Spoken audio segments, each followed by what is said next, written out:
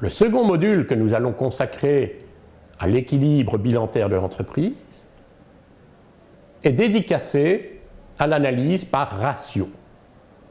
Et nous allons focaliser notre attention sur les ratios d'équilibre bilantaire, ratio de liquidité et ratio de solvabilité.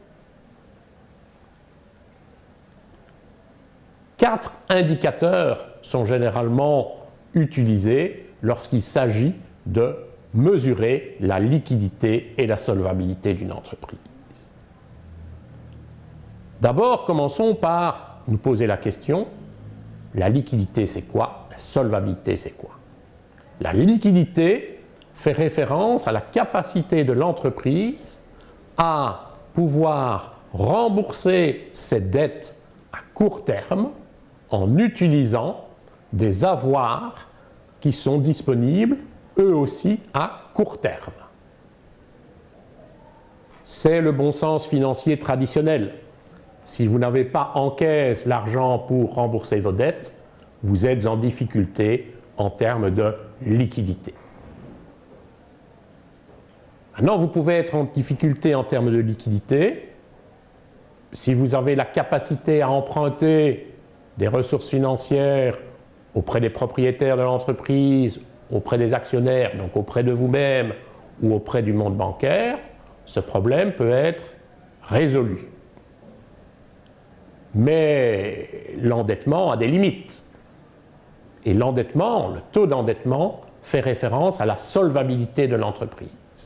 La solvabilité de l'entreprise est sa capacité à aller dégager des ressources financières nouvelles, soit auprès de ses propriétaires, soit auprès du monde bancaire. Liquidité et solvabilité vont être mesurés au travers de 4 grands agrégats. Commençons par les 2 grands agrégats de liquidité. Le premier grand agrégat, c'est la liquidité au sens large. Généralement, les banquiers, les analystes financiers, vont calculer un ratio qui s'appelle le current ratio. Il est égal au rapport entre les actifs circulants et les passifs circulants. Les actifs circulants, c'est quoi? Tous les actifs d'une durée inférieure à 1 an. Les passifs circulants, c'est quoi? Ce sont toutes les ressources financières d'une durée inférieure à 1 an.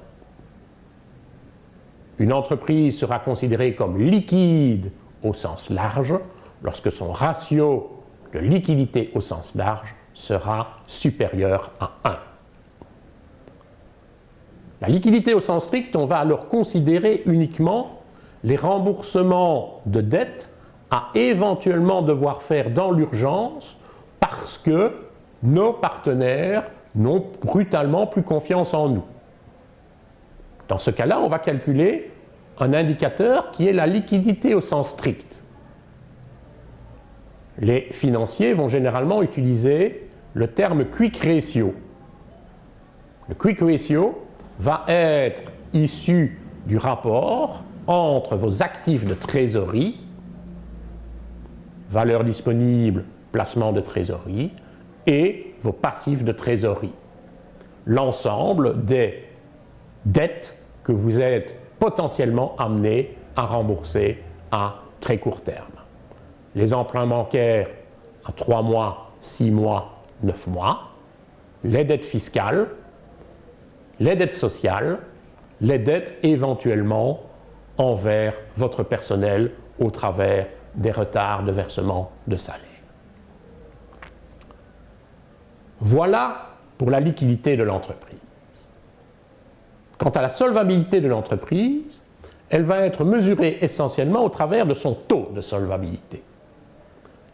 Le taux de solvabilité va mesurer la capacité d'endettement de l'entreprise. On la calcule en mesurant le ratio fonds propres sur passif total. Quel est le pourcentage du financement de l'entreprise qui vient de l'actionnaire?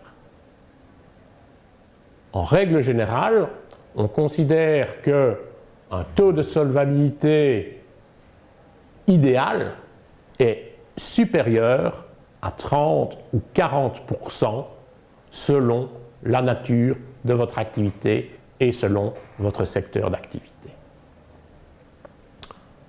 Le taux de solvabilité n'est pas tout. Il est généralement complété par un regard sur le levier financier de l'entreprise. Le concept de levier financier, cher aux analystes financiers, n'est vraiment pas très compliqué à comprendre. Les sommes que vous allez emprunter vont vous coûter de l'argent.